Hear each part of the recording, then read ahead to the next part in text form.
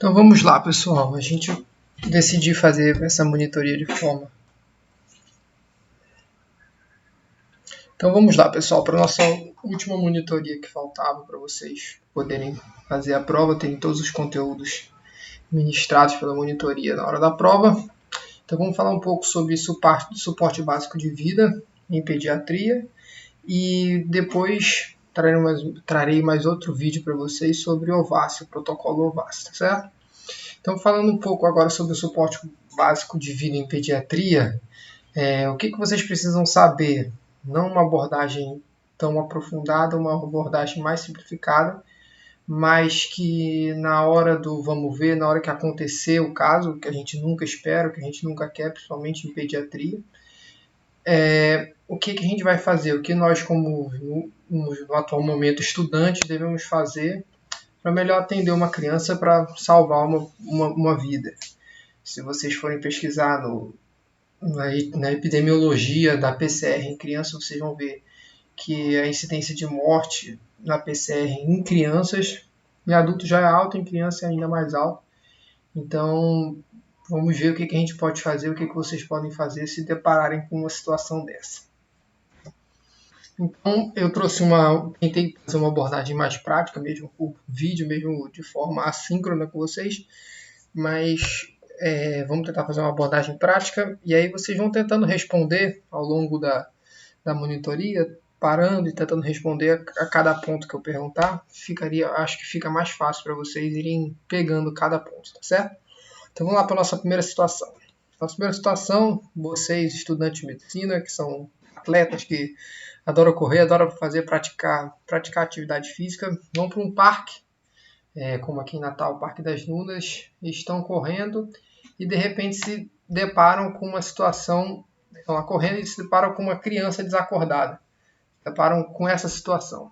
E aí, o que fazer? Vocês com certeza chegarão ao local, verão uma mãe desesperada, familiares doidos, sem saber o que fazer, ligando para emergência. Mas aí, o que você, como estudante de medicina, se deparasse com essa situação, o que faria? Então vamos pensar. Vocês continuariam correndo e falariam aquilo ali não é meu filho, deixa eu continuar minha atividade, é muito difícil para mim, a faculdade não me ensina isso? Ou vocês parariam para falar que é estudante de medicina, porque a gente bate no peito para falar isso, mas aí na hora que vocês chegassem e vissem que a criança está irresponsiva, vocês iriam congelar? Ou vocês parariam para falar que é estudante de medicina novamente, mas e congelar, vendo que a criança está responsiva, fala assim, olha, só tem como ligar para o SAMU, é a única coisa que eu sei que eu posso ajudar vocês, a gente fica aqui do lado, eu vou entender o sofrimento de vocês, mas não tem nada que eu possa fazer. Mas é claro que vocês, como bons alunos e estudantes da melhor faculdade de medicina do Rio Grande do Norte, vão avaliar se há algum risco na cena. Então, se vocês estão no Parque das Dunas, provavelmente não há nenhum risco, mas se vocês estão numa beira da estrada, a primeira coisa que vocês precisam saber é se há algum risco naquele procedimento que vocês vão performar. Vocês vão pedir, no caso, se vocês chegarem no parque, como na situação acima, com pessoas em volta, você pede para que elas já vão ligando para o SAMU e pedem para abrir espaço para que você possa entender com que situação está lidando. A gente ainda não sabe se a gente está lidando com uma parada cardiorrespiratória, se a gente está lidando somente com uma parada respiratória, o que é que a gente está lidando. Então vocês vão pedir espaço. E por fim, né, pelo início, vocês vão iniciar todo o protocolo do BLS, do Basic Life Support, beleza? Então vamos tratar agora sobre o BLS. Já que vocês decidiram que vão fazer o BLS, estão todos felizes, mas e agora? Eu estou sozinho, como fazer o BLS sozinho? Sem ajuda de professor, sem ajuda de ninguém mais experiente do lado, como é que eu posso fazer todo esse protocolo? Então, vamos só voltar no caso, a gente tem uma criança não responsiva, você está sozinho e você não presenciou a parada. Isso pode parecer não tão importante quando a gente estuda o BLS pela primeira vez, mas tem diferentes formas de você abordar um paciente de parada cardiorrespiratória, seja ele uma criança, seja ele um adulto, se você estiver sozinho ou acompanhado. E no caso das crianças em especial, a gente vai falar um pouco depois sobre a parte respiratória, mas se você presenciou a parada ou não. Então, vocês estão lá nesse caso horrorizados, então, uma criança responsiva, você está sozinho e não presenciou a parada. Você não presenciou a parada. Primeira coisa, eu já adiantei para vocês que ela não está responsiva, a criança. Mas como você identifica se uma criança está responsiva? Se uma criança é maior, você vai usar o mesmo protocolo que você usa para o BLS adulto. Não muda. Mas se for um lactente, se essa criança que está lá no Parque das Nuvens que vocês encontraram fosse um bebê, como saber se ela está responsiva? Você vai só bater no peito? Não faz muito sentido quando a gente trata de um lactente. Primeiro, o tórax do lactente é muito mais sensível que o de um adulto ou de uma criança maior. E segundo, que as responsabilidades de um lactente são diferentes de uma criança maior. Então, como saber?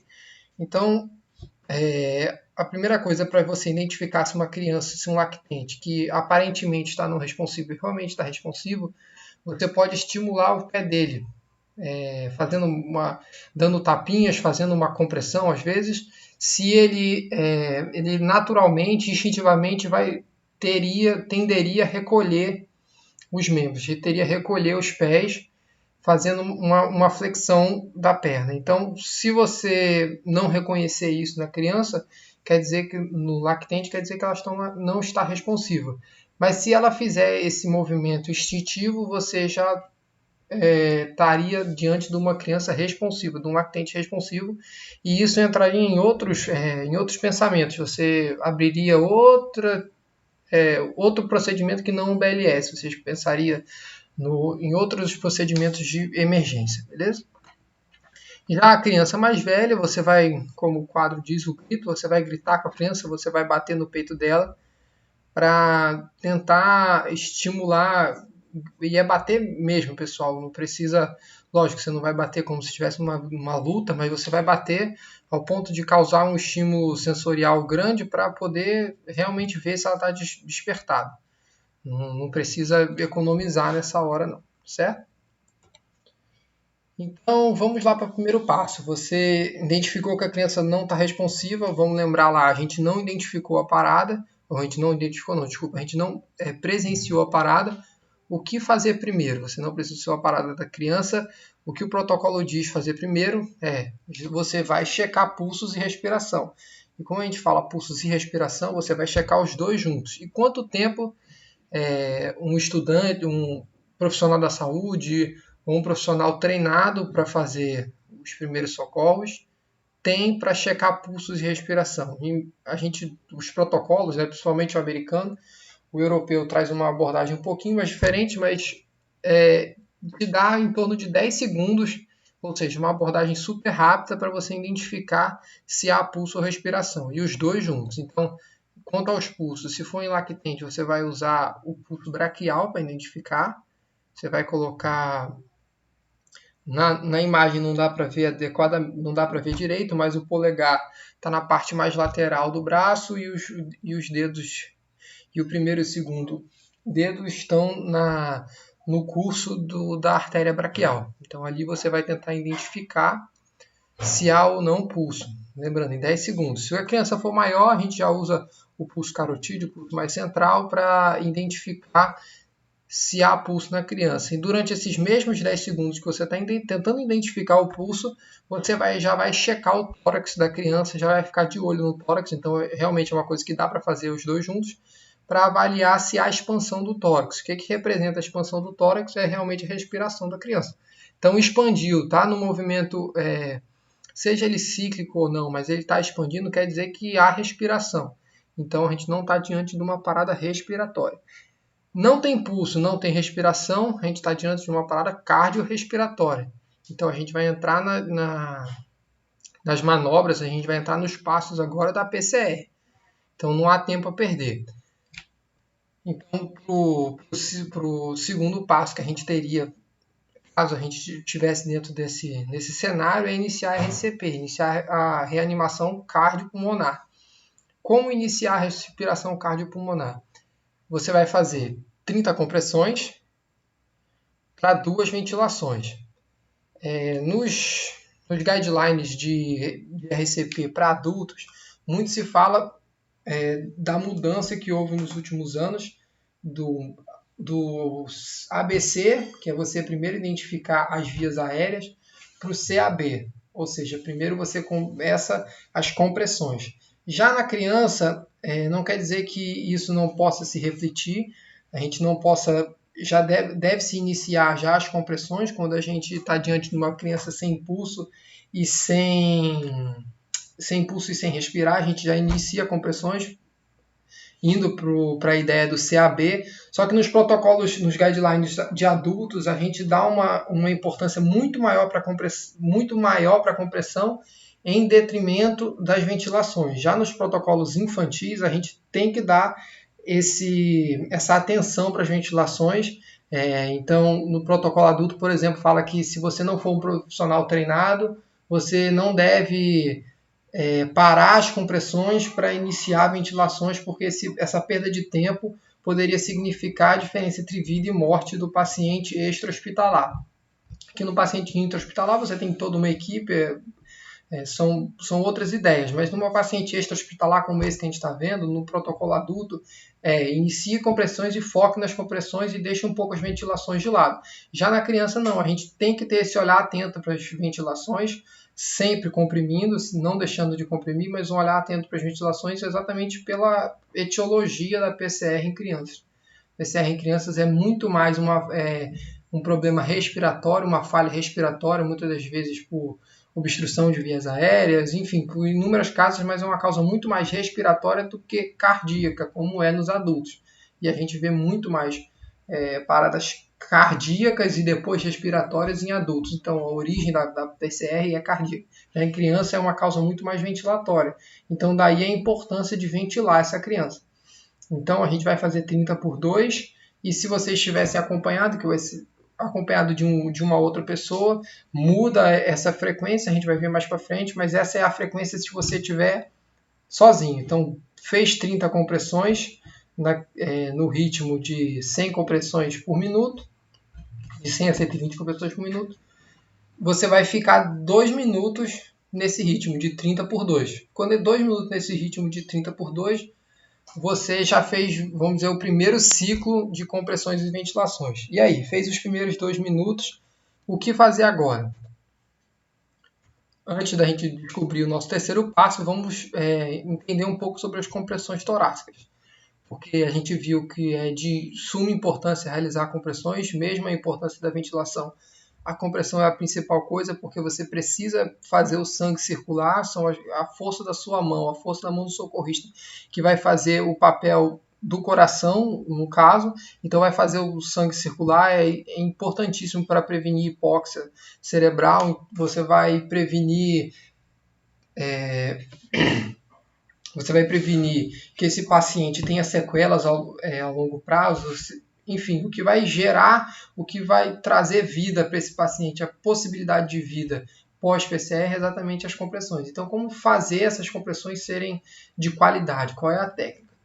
Primeiro, nos lactentes, tem aí 2 imagens mostrando, você vai usar, se você estiver sozinho, que é o caso, será a opção B. A gente vai falar um pouco da opção A mais para frente, mas você estando sozinho vai usar a opção B, que são o uso de dois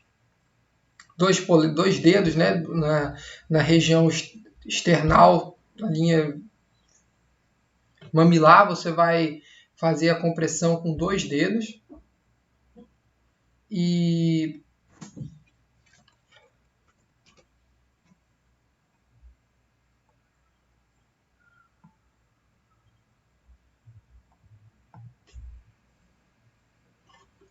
então, nas compressões torácicas no lactente, como a gente vai fazer para conseguir ter uma boa compressão torácica, para conseguir ter uma boa técnica?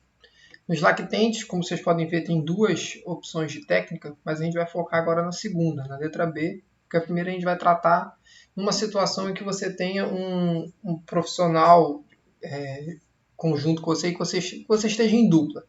Então, na segunda opção que a gente tem de fazer a compressão no lactente, você vai usar 2 dedos, vai encontrar a linha mamilar e realizar a compressão no externo.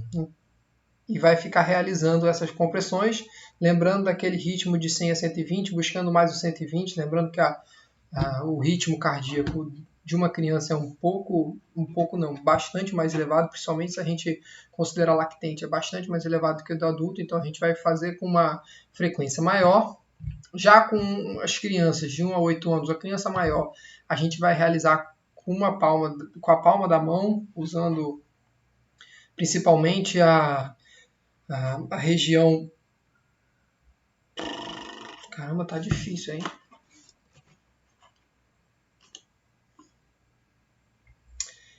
Então, agora falando das compressões torácicas, a gente tem diferentes técnicas a depender do tamanho dessa criança que a gente vai estar lidando. No caso dos lactentes, a gente tem 2 técnicas possíveis.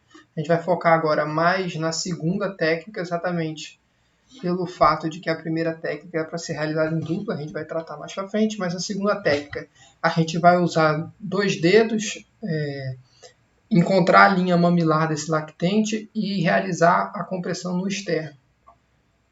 Já se você estiver tratando uma criança de 1 a 8 anos, ou seja, uma criança maior, a gente já pode estar usando a base da mão, a região do carpo da mão, e vai realizar também na linha mamilar, vai encontrar o externo e vai realizar essas compressões.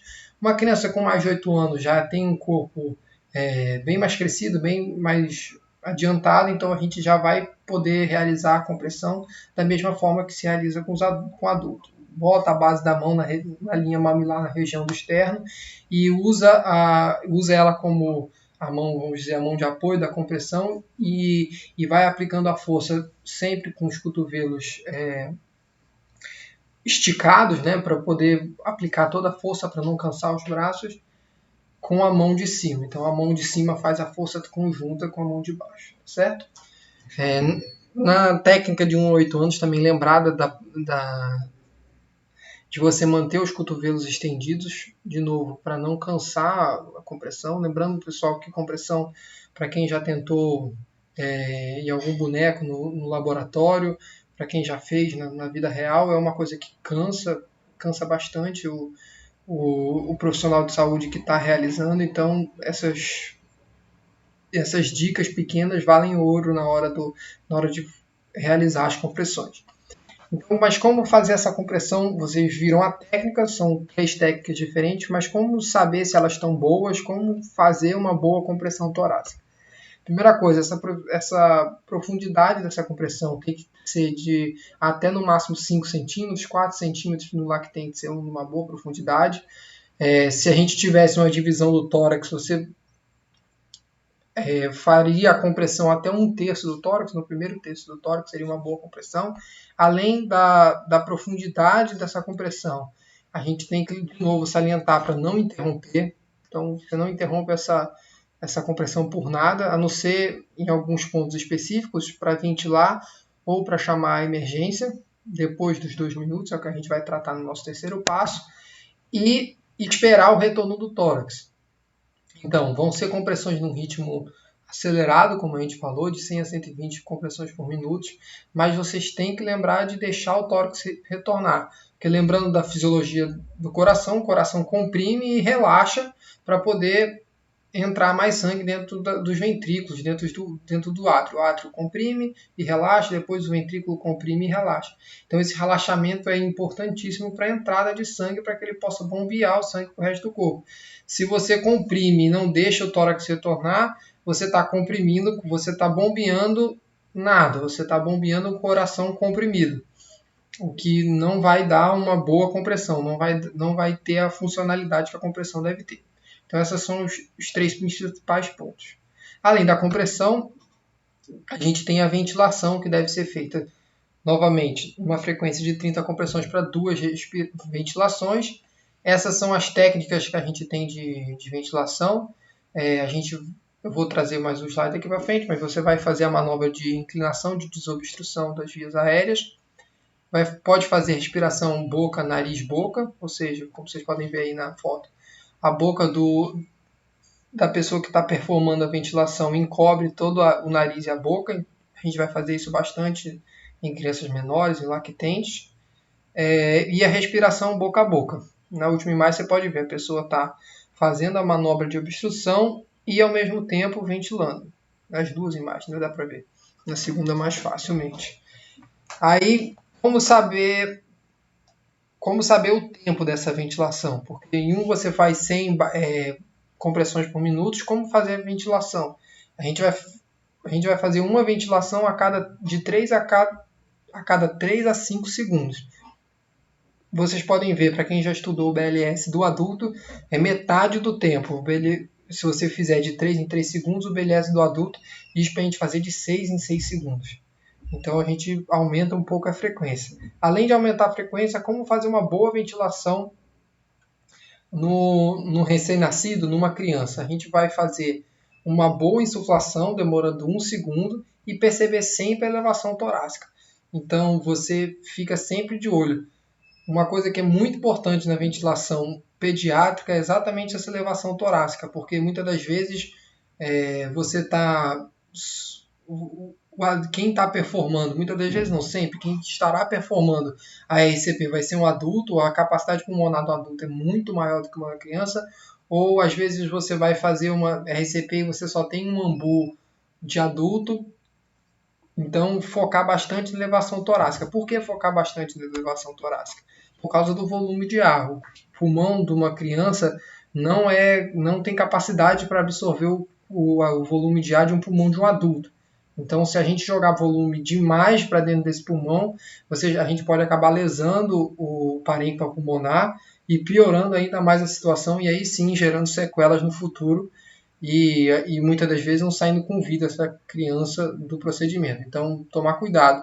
Sempre observar as elevações torácicas, que elas vão dizer se está entrando ou não ar dentro do pulmão.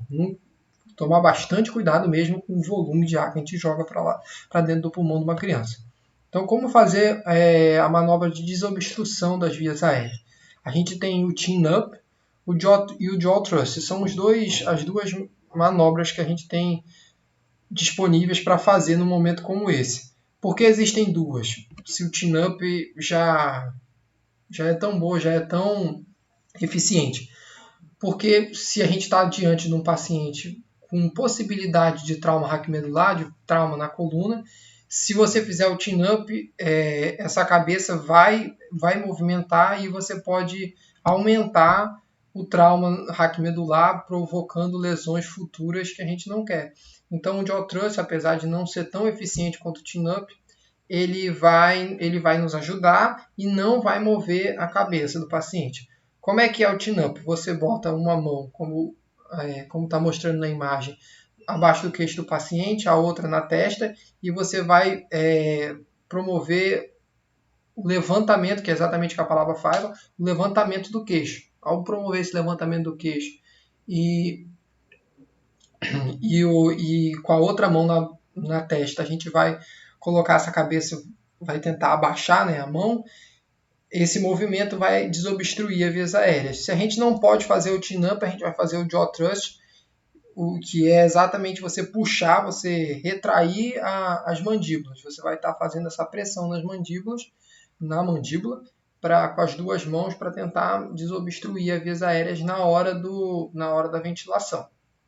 Mas aí a gente tem um cuidado, como a gente está tratando de um BLS na pediatria, exatamente são os bebês. Como vocês podem ver, um bebê está sentado, geralmente o bebê se senta por volta do 6º mês, mais ou menos a regra, não necessariamente isso que é fora dessa idade indica algum sinal de preocupação, mas isso quer dizer, isso tem relação com a estabilidade da cervical dos bebês, estabilidade da coluna como um todo.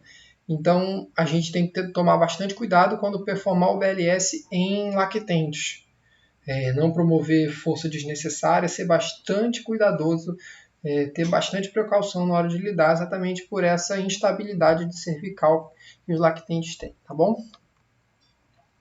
Então, o terceiro passo é, depois daqueles 2 minutos que a gente passou performando na frequência de 30/2, a gente vai ligar para o SAMU. No caso, que eu demonstrei para vocês tinham pessoas em volta, então a ligação para o SAMU já poderia ter sido feita, ou você poderia estar indicando para que as pessoas façam durante a realização das compressões. Mas caso você encontrou essa criança sozinho no meio do parque, enfim, ou em outro lugar, você encontrou essa criança sozinho, sem ninguém, durante esses 2 minutos, caso você tenha disponível com você no seu bolso, enfim, o celular, você pode parar depois desses 2 minutos para discar para o SAMU e aí voltar para as compressões. Focar sempre nas compressões, mas se você ficar fazendo compressão ali, compressão, a criança não voltando, e você não tiver chamado a emergência, de pouco vai adiantar, porque o que essa criança precisa realmente é ir para o hospital, é ter uma assistência de nível avançado. Tem inclusive uma frase do emergencista americano que ele fala que o principal líquido que precisa se dar para tirar uma pessoa de uma PCR, o principal incremento que a gente precisa dar para tirar uma pessoa da PCR é o diesel, que é o combustível da ambulância. Então, é levar essa pessoa para o hospital. Ela vai ter muito mais chances de sobrevida se ela estiver num ambiente com suporte avançado, com possibilidade de ventilação, enfim, com drogas. Então, de nada adianta ficar fazendo as compressões se a ambulância, se o serviço de emergência não tiver ao caminho. Então, depois desses 2 minutos de realizada a compressão, nos guidelines a gente pode parar para conseguir chamar o socorro caso ele ainda não esteja vindo. Como no caso já tinham chamado, já tinha pessoa ligando para o SAMU, nem se preocupe com isso, mantenha as compressões até você ter até que você seja substituído pela equipe de emergência ou que você perceba que a criança está retornando sinais de consciência, está tossindo, está movimentando braços, enfim, se você identificar algum sinal de recuperação da consciência, aí você pode parar para reavaliar o quadro. Lembrando, pessoal, que a gente não pode esquecer, pelo amor de Deus, na hora de chamar o SAMU, a gente não pode esquecer de pedir o DEA e pedir o DEA pediátrico. Já que a gente está diante de um paciente pediátrico, a gente tem que pedir o DEA. Lógico que parece meio óbvio o pedir o desfibrilador, né? Eu não vou entrar aqui nos pormenores do desfibrilador, vocês vão ter as práticas ao longo do curso para entrar. Inclusive, ele é bem intuitivo de usar, é bem fácil. Segundo o professor que vocês vão ter no sexto período, é a prova de idiotas, é a prova de imbecis, porque ele vai falando passo a passo. Chega a ser chato para quem conhece o procedimento de ficar escutando, mas vocês vão ter essas oportunidades para ver o DE e lembrar sempre de pedir isso mais que eu estou falando para vocês, para as provas práticas que terão ao longo do curso e na residência. Quando vocês estiverem ligando para emergência, ligar sempre pedir o DEA. E o desfibrilador, ele também em ambientes com bastante gente, ele é disponível. Por exemplo, no Midway, se vocês na próxima vez forem lá, percebam que em alguns cantinhos eles têm desfibriladores. É uma lei brasileira.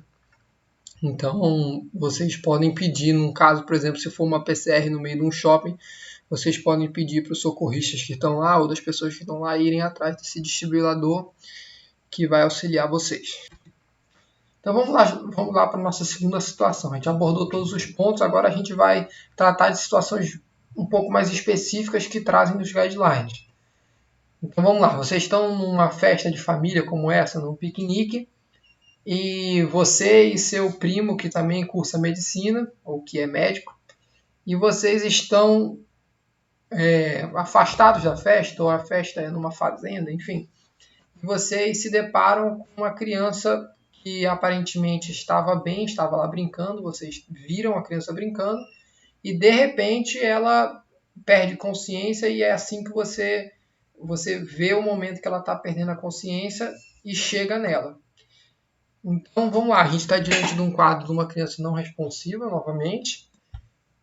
Você tem um outro familiar, ou seja, você vai estar em dupla, vocês dois estavam afastados dessa festa e perceberam e presenciaram o momento da parada.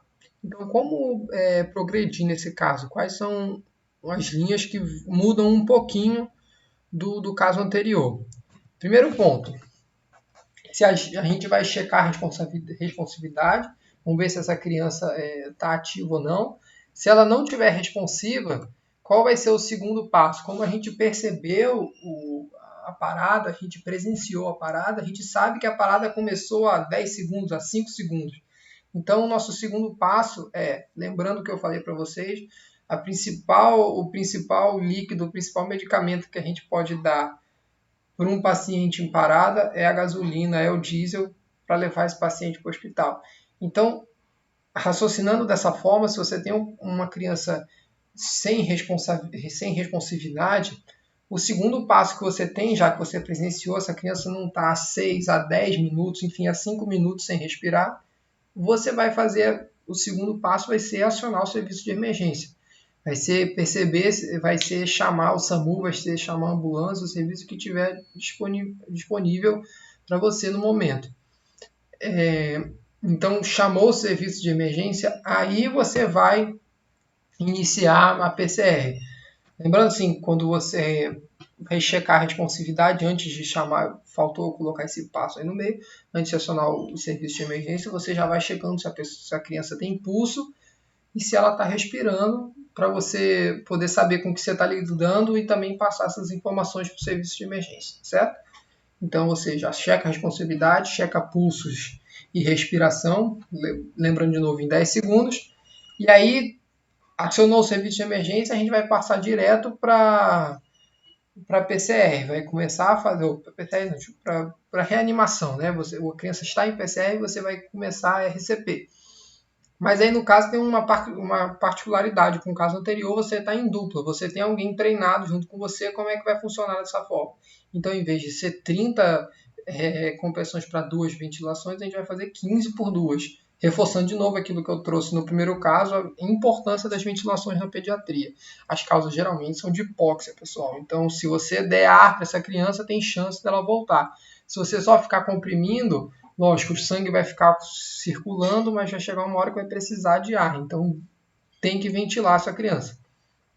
E aí foi o que eu trouxe para vocês, aquela primeira imagem lá, a letra A, era exatamente essa daí, quando você tem 2 profissionais, você está em dupla, um fica na região caudal da criança e vai segurar o tórax da criança, vai segurar o abdômen da criança, o tronco, né? Porque geralmente a gente está tratando aí, no caso de um lactente, a gente vai segurar o tronco dessa criança com a mão e vai fazer as compressões, em vez com 2 dedos, a gente vai fazer com 2 polegares, tá certo? Então, em vez de fazer com os dedos, a gente vai fazer com os polegares e fazendo a mesma técnica, comprimindo 4 centímetros, 1/3 do tórax, lembrar de deixar o tórax retornar, você comprime, ele retorna. Lembrar de não parar novamente as compressões, já que você já chamou o serviço de emergência, você não para por nada, mas a não ser que a criança retorne, é claro. E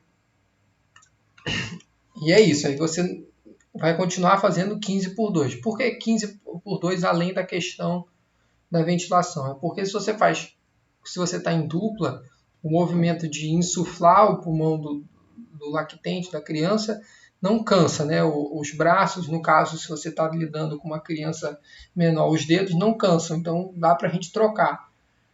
Então, no momento da ventilação, dá para ser realizada essa troca, tentando não perder tempo, voltando sempre para as compressões o mais rápido possível. Então, vamos lá para a nossa terceira e última situação. A gente vai imaginar a mesma situação, vocês estão lá na festa e se deparam com uma criança desacordada, mas essa criança está não responsiva quando vocês checaram, só que ela tem pulso, mas ela está sem respirar. O que, novamente, voltando lá, é um quadro bem típico de PCR em criança, de criança não responsiva, né? No caso não é uma PCR, seria só uma parada respiratória. Então, bem típico, a criança está sem respirar e você presenciou a parada. Então, como fazer? Qual vai ser o primeiro passo, diferentemente quando a gente está numa PCR, agora a gente está só numa PR, numa parada respiratória, o que a gente vai fazer? O primeiro passo é fazer as ventilações de resgate. A gente vai ventilar essa criança para ver se a gente consegue fazer ela voltar. Então, vai fazer as ventilações da mesma forma que a gente faz durante a PCR, uma ventilação a cada 3 a 5 segundos, e para ver se essa criança retorna e lembrando sempre de estar checando os pulsos. você está chegando a esse pulso e essa frequência cardíaca baixou de 60 batimentos por minuto ou realmente parou, você está diante de uma PCR, então a gente vai direto para a RCP, vai fazer aqueles mesmos passos. Entendeu? Então, é bom que fique fixo essa parte para vocês de que a gente vai fazer ventilação de resgate diferente do adulto. Desculpa, no adulto também a gente faz ventilação de resgate, caso não tenha respiração, mas tenha pulso, mas o enfoque na ventilação. Tá certo, pessoal? Então, nessa primeira parte, a gente revisou o VLS, revisou a reanimação cardiopulmonar e eu trouxe alguns pontos para vocês que tem que ficar fixados, tem que ser uma tatuagem na cabeça de vocês. Um deles é a ventilação. Eu trouxe vários desses pontos, não só para a prova, mas para a vida profissional de vocês. Vida futura de vocês, também não só profissional, mas dentro do curso, para que vocês possam performar uma boa RCP na pediatria.